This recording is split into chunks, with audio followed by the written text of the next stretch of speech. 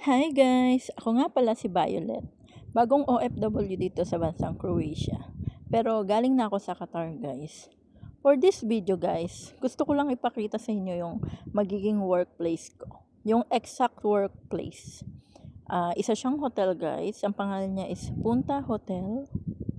And ipapakita ko lang dito kung paano kami makakarating doon. Bale, 10 minutes away lang siya from our accommodation. So, kailangan namin siyang lakarin. Medyo, medyo malayo-layo din and medyo pataas siya. Matarik ba yung lalakarin mo? Pero kung sanay ka naman sa lakaran, walang problema. Eto siya guys, oh. Pero mag-e-enjoy ka rin naman habang naglalakad ka kasi makikita mo yung magandang view, yung mga bahay na iba-ibang kulay, as in European style talaga. Kailangan mo lang talaga maging sanay sa lakaran. Kasi kung baguhan ka pa lang, actually nung first time naming maglakad papunta dito, nung tinur kami nung matagal nang nagwo-work dito sa lugar na 'to is medyo hiningal kami kasi nanibago kami. Kasi sa Qatar, mostly kasi sakay ng kotse, yung Uber papunta sa work, tapos hatid sundo ng driver. Dito pala sa Europe, mostly is lakaran ang laban. Kumbaga galing sa accommodation, lalakarin mo lang siya papunta sa magiging workplace mo, then ganun din pauwi. Kaya mostly pala dito is gumagamit ng bike o di kaya yung scooter. Mas familiar yung scooter. Marami ang gumagamit nun dito sa mga ka-work namin. By the way guys, tingnan nyo itong view. Yan. Araw-araw mo yung madadaanan papunta sa work mo and then pauwi din ganun, di ba? Kaya hindi mo rin mararamdaman yung pagod ng paglalakad. Parang nag-e-enjoy ka rin habang naglalakad. Saka itong part na to is patag naman na siya. Konti lang naman yung matarik na lalakarin mo kaya okay lang.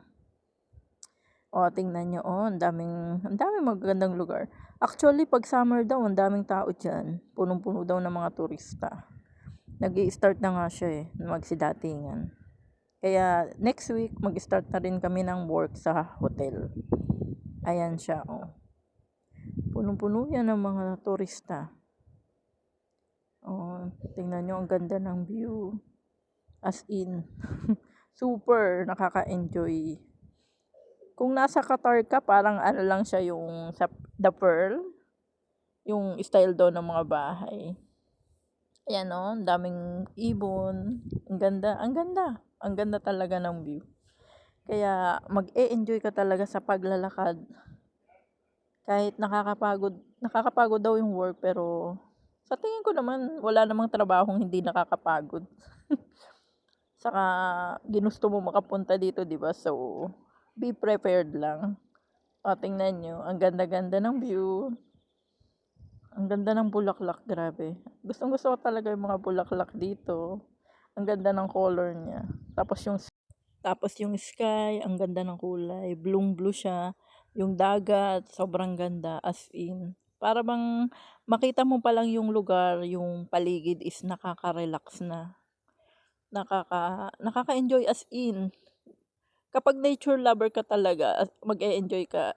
Sobrang ganda ng lugar. Nakaka-amaze, 'di ba? Kahanga-hanga talaga. Actually, maraming magandang lugar din daw sa Croatia. Nakikita ko rin naman kasi sa mga vlog yung mga ibang OFW dito sa Croatia. Pero masasabi ko na isa ito sa pinakamagandang lugar, itong Beli Losic. Talaga, sobrang ganda. As in, sobrang ganda ng lugar. Nakakamangha.